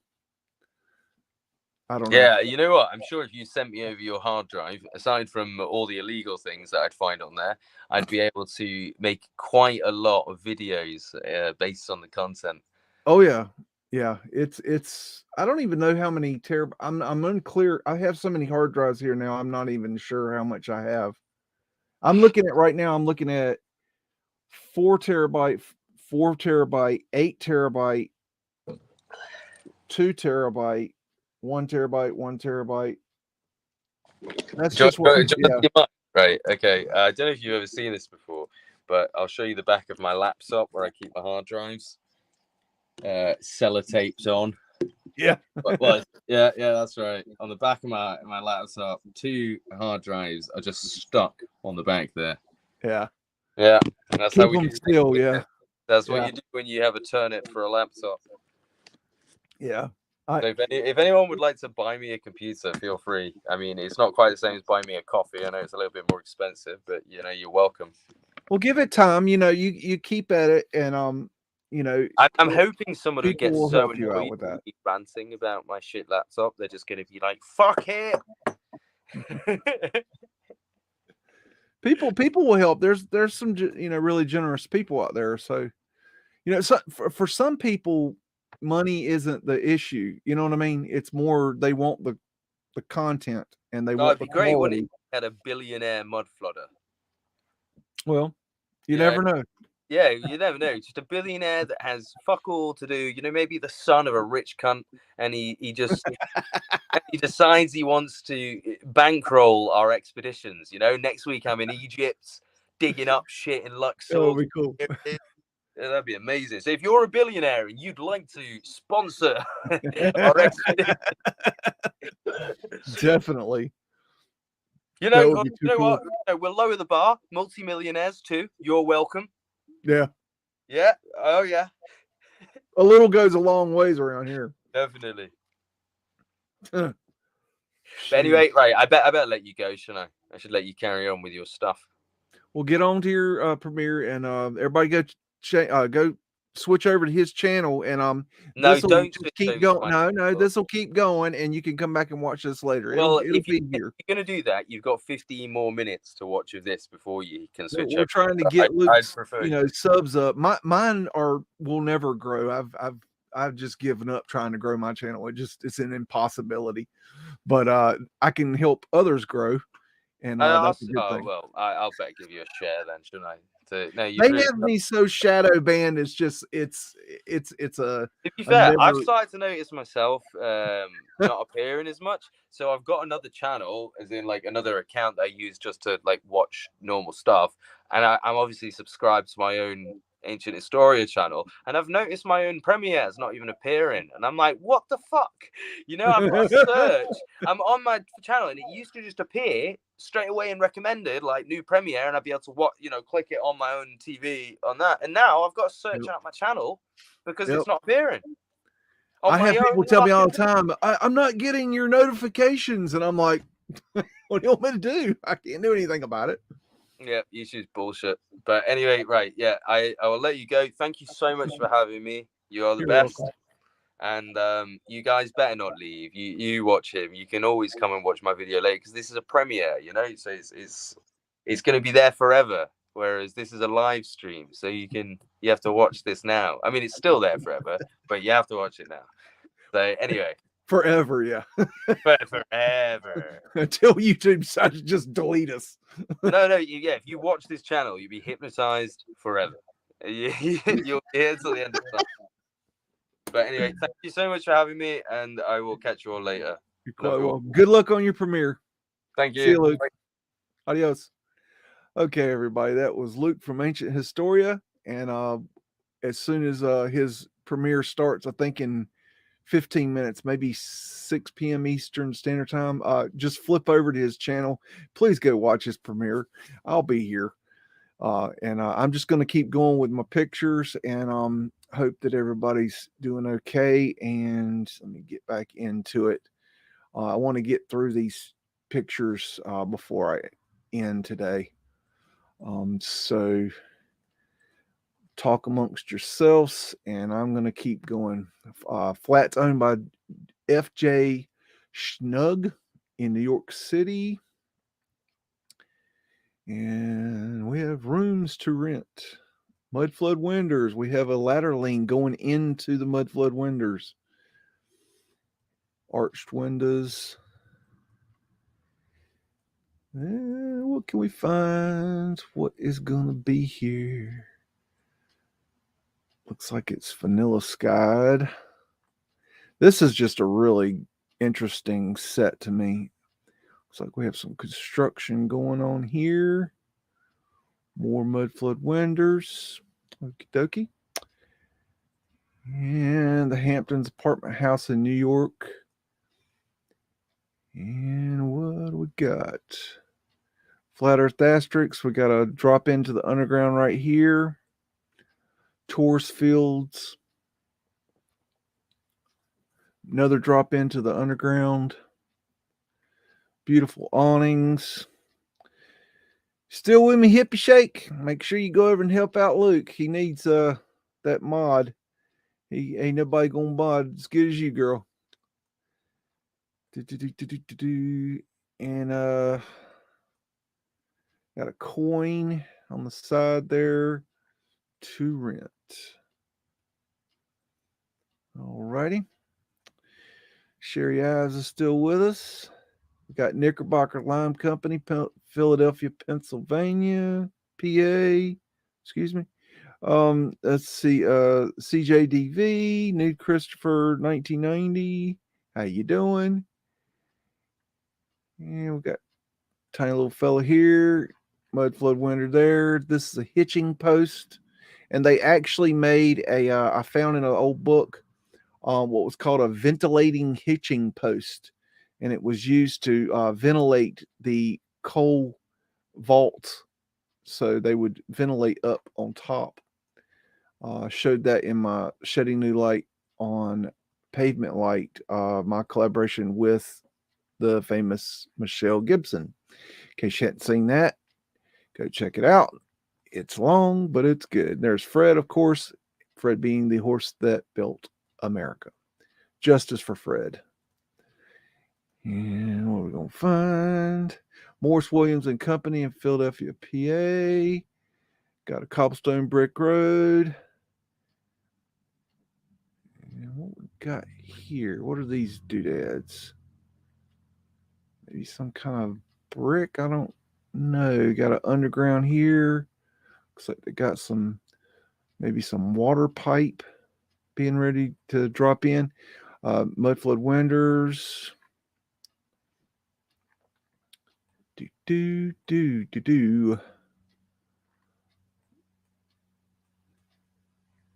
That's an interesting contraption.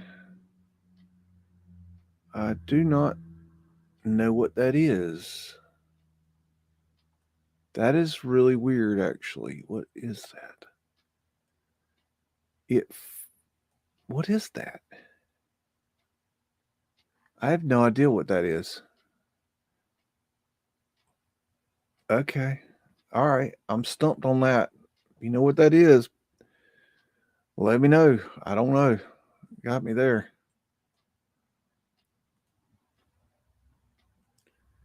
Let's see. Alrighty. Flats owned by FJ Schnug, New York City. Is this the one I just looked at? Wait a minute.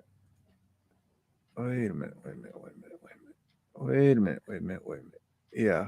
Okay. I just double looked. I was double dipping there. Sorry, folks. Let me go down one. Okay. Got my head out of my keister now. Sterling Building, New York.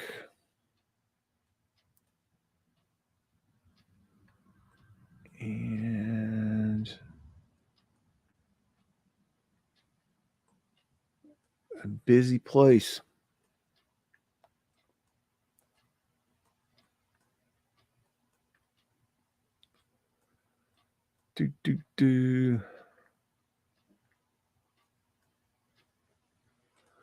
Alrighty.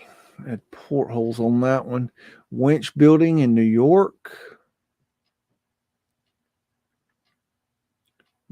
Boss man. There's a underground right there, trap door with pavement light in it.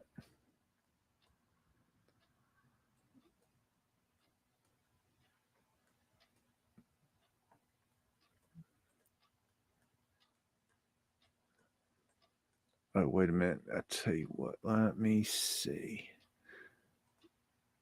Let's save that one. Let me make it so it's full screen. I know y'all wanted to see Luke's pretty mug. Office building in New York. You don't need to see me. I ain't that pretty. And cigars.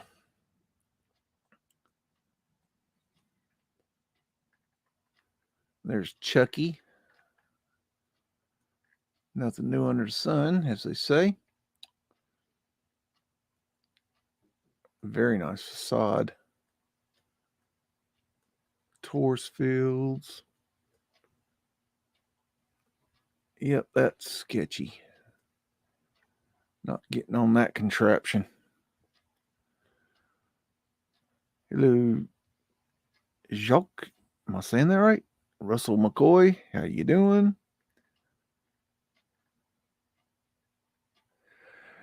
Yeah, I was thinking solar too, but in that time frame, I'm not sure. Early 1900s, I don't know. It looked like a solar panel, though. I will say that. I'll give you that much. But I don't know.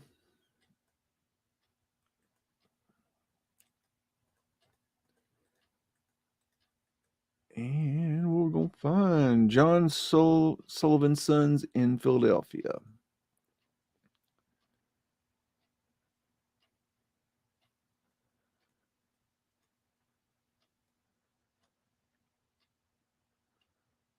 Okay.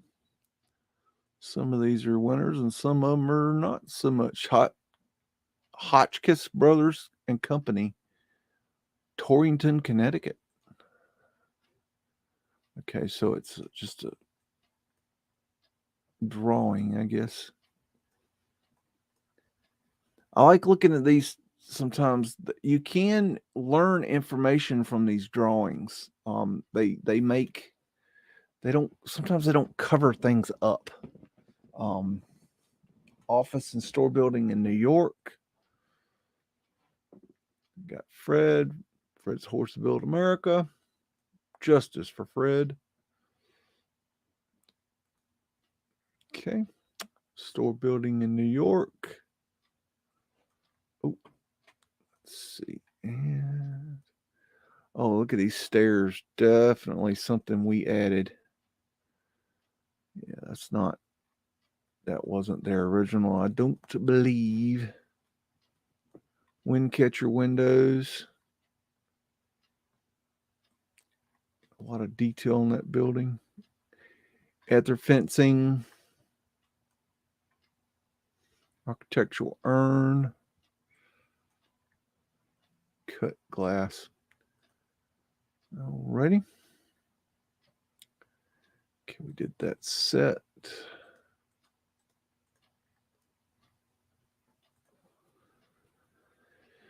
What's up, Caleb, Mr. Streets of Tartaria? Everybody go check out Streets channel.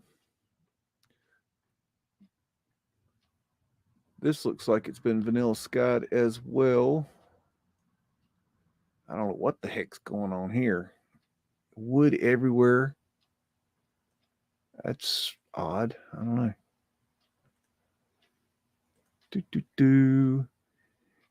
And Luke just left for his live stream, so make sure you go. It's going to be starting about 5 minutes, I believe, and he's going to be talking about Egypt, from my understanding. He was telling us about it earlier, so when his live stream starts, go ahead and jump on over there. We're trying to get him up to 10,000 subs, and he's trying to get his channel going and get enough support so he can get some better equipment, because he's using some Walmart brand crap, and I believe he can do better. At least I expect he can. So give him a little bit of support there, and let's see what the kid can do, because us older folk ain't gonna be around all forever, and we got to support the younger generations.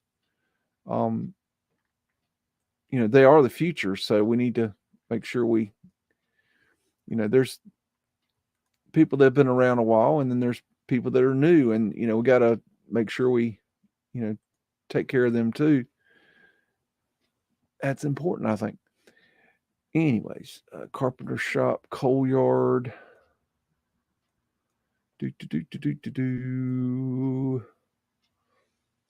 To let. That word, that has just always been odd to me. To let.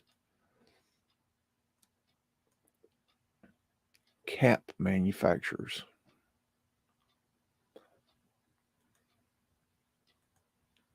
It is cold and wet here today. I think we got 2 more pages of these to go. Big old doors. Looks like it's been vanilla skied.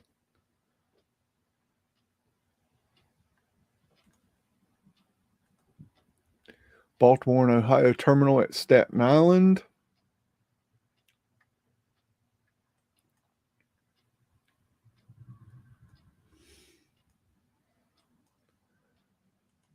Dokie.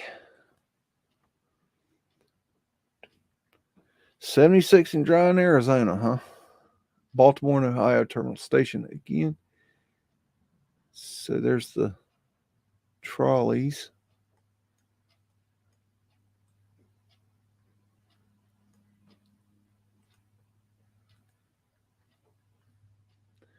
Hamburg American Steamship Company, Hoboken, New Jersey. Oh, shoot. Don't hit that button. Flips it. Wow, look at that wrought iron work. That's nice. Erected.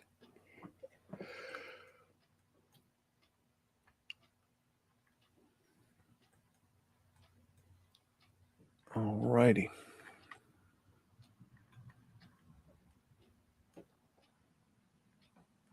Okie dokie. Hamburg American Steamship Company, Hoboken, New Jersey.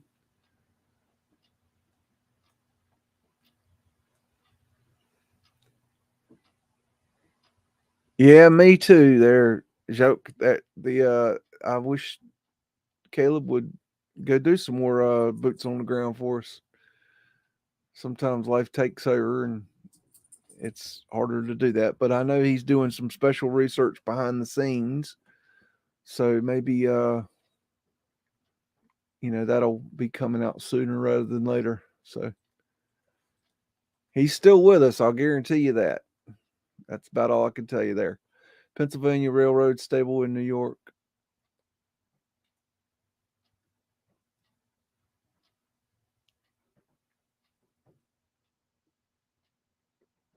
Oh, there's debris in the road.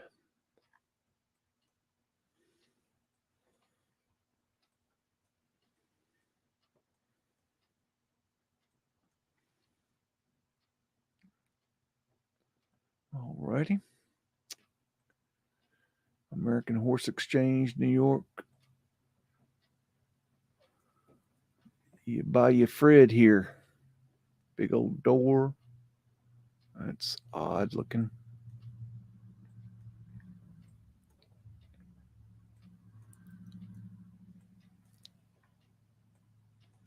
Big door. Good grief.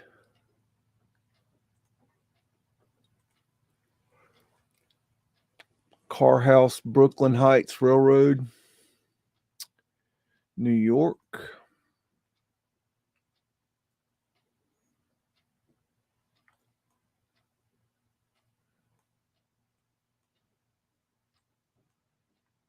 Look at that electrical going in that building. That's wild. That's really weird.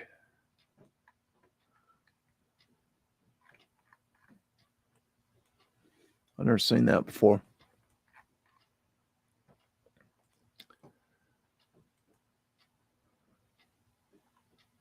Car House, Metropolitan Street Railroad, New York.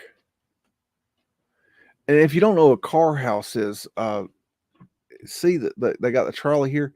The car house is where they would store the trolleys at night and also repair. So it was called a car house. I guess short for streetcar, but that's what a car house is. In case you didn't know. You learn all kinds of weird stuff doing this research. There's Pooper Scooper Man. There's Fred. And Pooper Scooper Man is chasing right behind Fred. Because Fred is busy building America. And from my understanding, causing the Mudflood. So, you know, I don't know.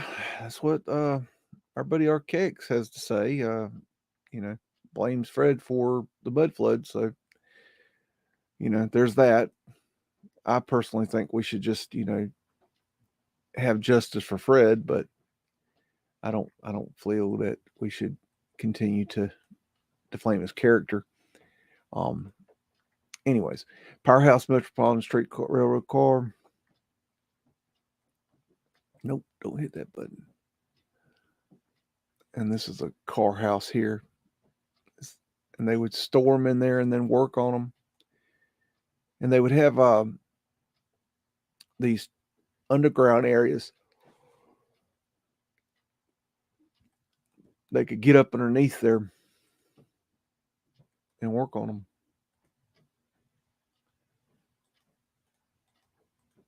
Let's see. Mansion House and Bright Lurch Warehouse in Reading, PA. Okie dokie.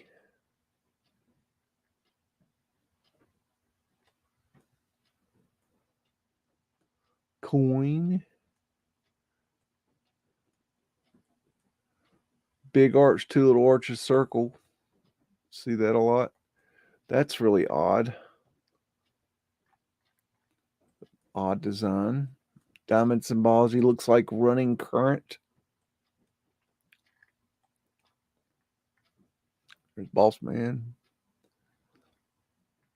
Trapdoor to the underground right there. And there is a underground drop in right there with a barber pole. Doo-doo. Pretty awning.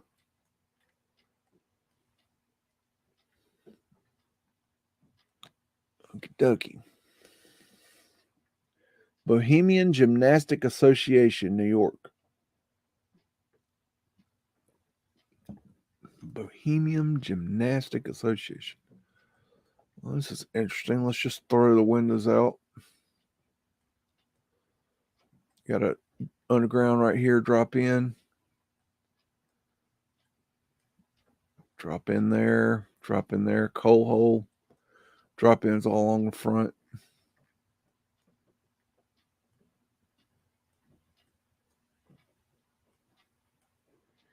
Erected. Gymnastic. Okie dokie. Phoenician wave.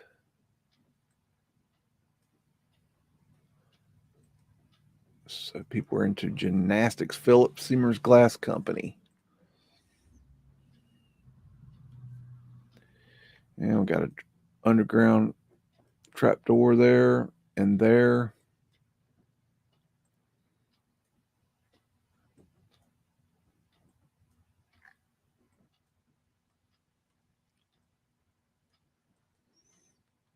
Alrighty.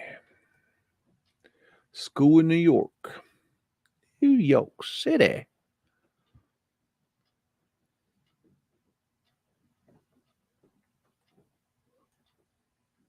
Got some kind of underground something going on there.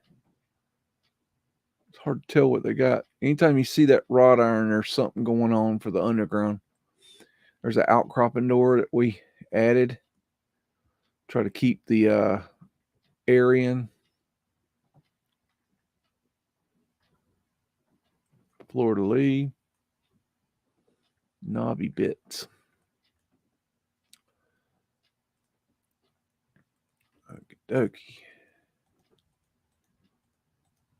Knocking this set out here.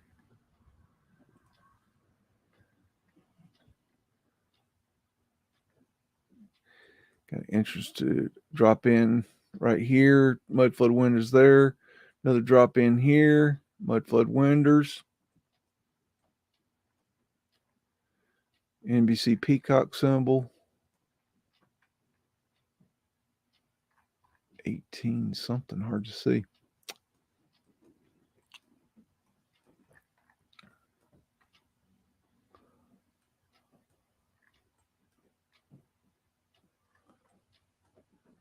Alrighty. That was where was that? That was Stevens Building in Reading, PA. Second National Bank in Reading.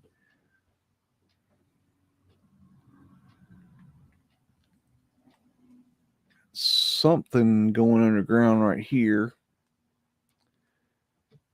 Got pavement light right here.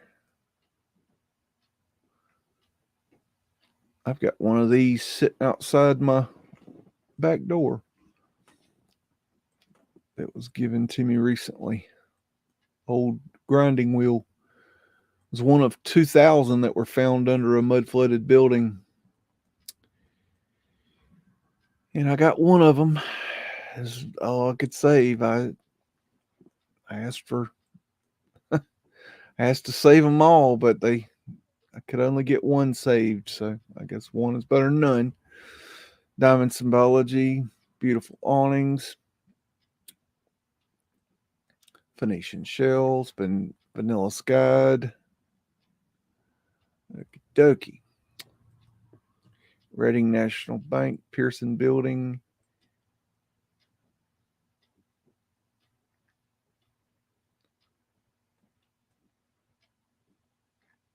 Hardware store, maybe? I don't know.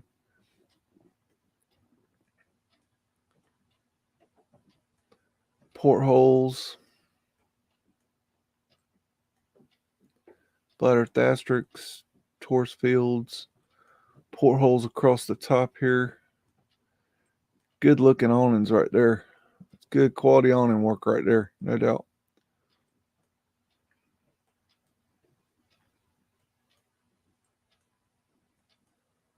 Okie dokie. Hotel Pen in Reading. Ghost Lady. And over here we got drop-ins right here. Mudflood windows. More drop-in and windows. Drop-in. More drop-in. Barber pole. Fred's back end.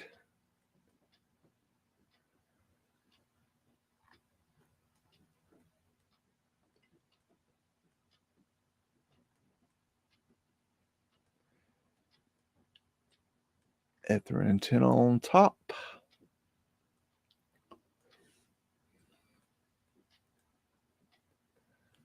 Okie dokie. And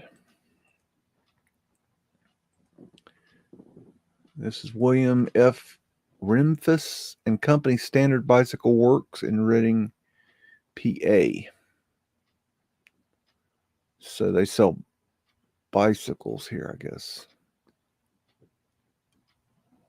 Or make bicycles.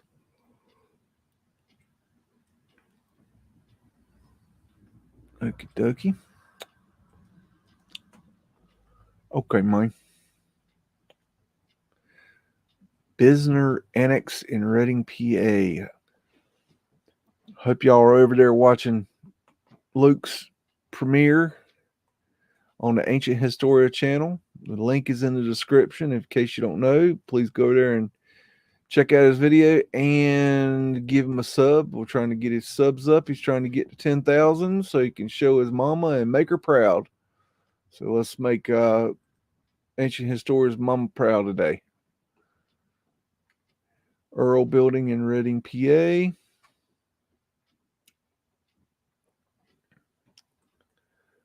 Got a trapdoor here.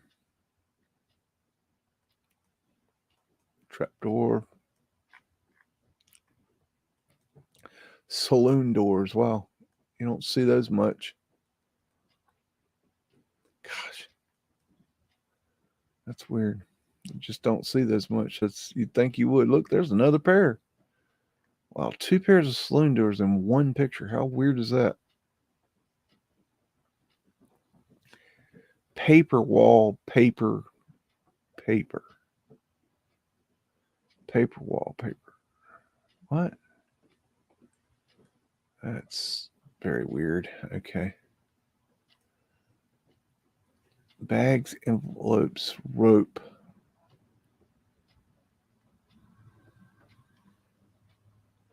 Interesting symbology.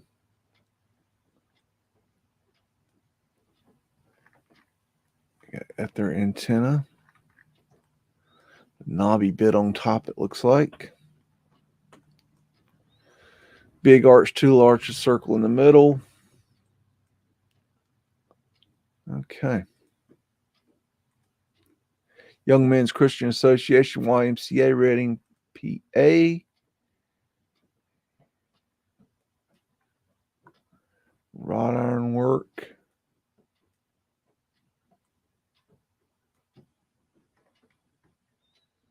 Some kind of critter there. Hard to tell what it is. Do.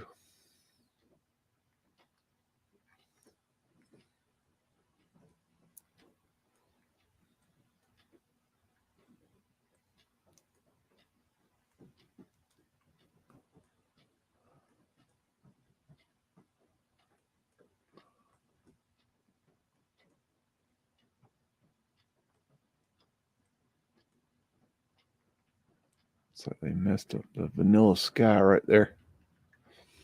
A little bit. And okay, we got these here. And we'll be to the last page next. Reading Stoveworks, Reading, Pennsylvania, PA. And we've got Mudflood windows, big arch, portholes,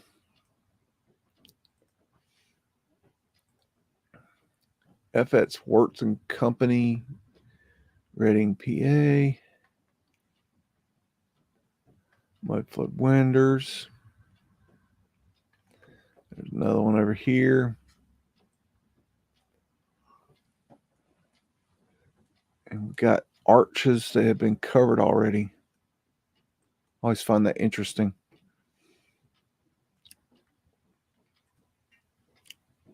Yoakum Brothers in Reading, PA.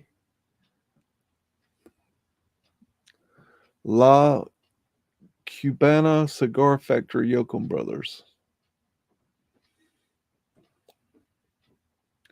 And this has been Vanilla Sky, and you can tell because you have a phone pole here that has been chopped at the roof line. How you like that? And then you got another phone pole here that's been chopped at the roof line. Oh, wow. These are good ones. Yeah. I like it when I find those. Those are really good evidence of the photo manipulation. I love that. Acme Manufacturing, Reading, PA. Mudflood windows. Doorway up here, doorway up there.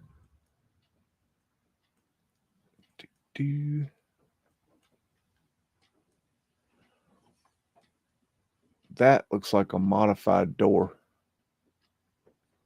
to me. It's very strange. A doorway up in the air, another doorway up in the air. Really makes no sense. Why build doors that are way up in the air? I don't know. Very strange. And Relay Bicycle Works in Reading, PA. Mudflood windows.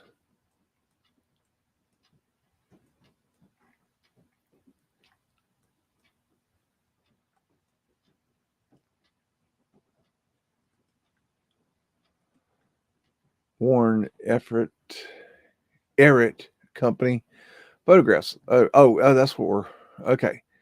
And we're on the last 4 images, so we are just about done. Samuel J. Cresswell in Philadelphia.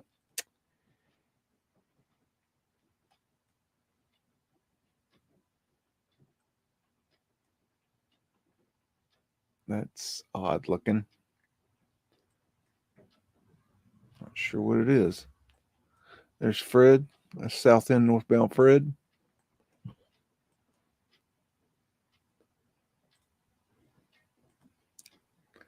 Reading Traction Company in Reading, PA.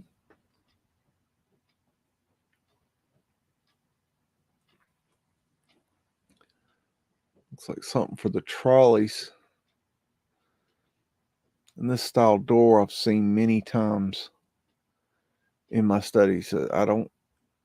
They really stand out. They're really big too.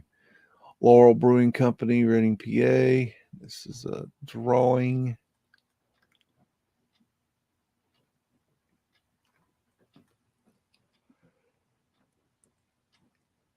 But you can learn a lot from drawings, so take a gander at it.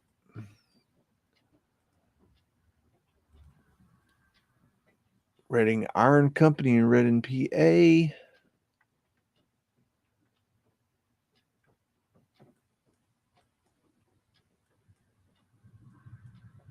Alrighty.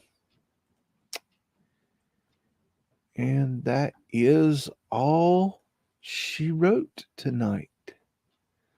Okay. So that sums up that little digital archive. I hope you enjoyed, and there better not be anybody watching this because you're supposed to be watching Luke right now. And I know the trick of having 2 channels on at one time and you flipping back and forth. So that's naughty. Y'all get reprimanded for that. But no, I appreciate all of you hanging out, and hope you enjoyed that digital archive. Sorry I had to do it that way. I know it's a little annoying that way, and I will leave a link to that archive in the description, and you can go do your own looking. You can download these images, just not in high res. And high res, you've got to have the high res to get the detail. Anything less than high res is not worth your time. Matter of fact, it's when I first started doing this research, I would download if I saw a cool image, I would download it. Oh boy, oh cool image, but download.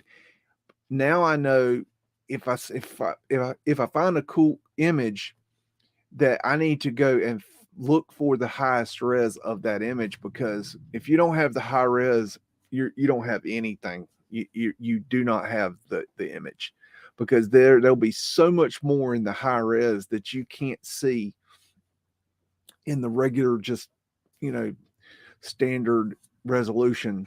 It's really not even worth putting in your collection. So anyways, I hope all of you had fun. I've got other research I want to do tonight, so I do not want to play anymore with y'all. I want to go play in the digital archives and do some more research. But I hope all of you have a wonderful time. Go watch Ancient Historia channel. Get him up to 10K subs. Somebody's got to get there. It ain't never going to be me. But anyways, love y'all, and have a nice evening, and we will see you soon. Love, Biggs.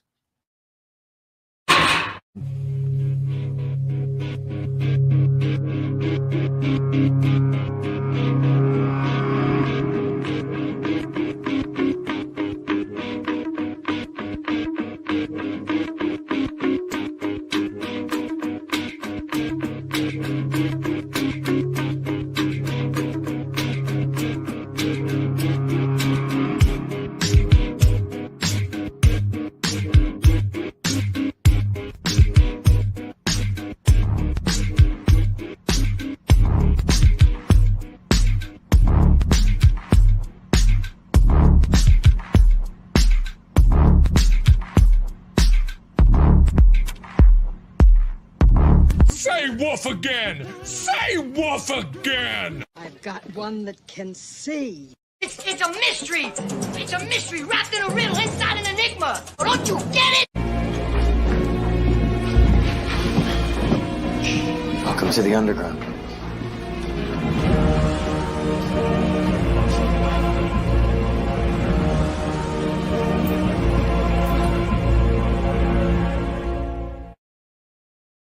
This is my kung fu, and it is strong. See you later.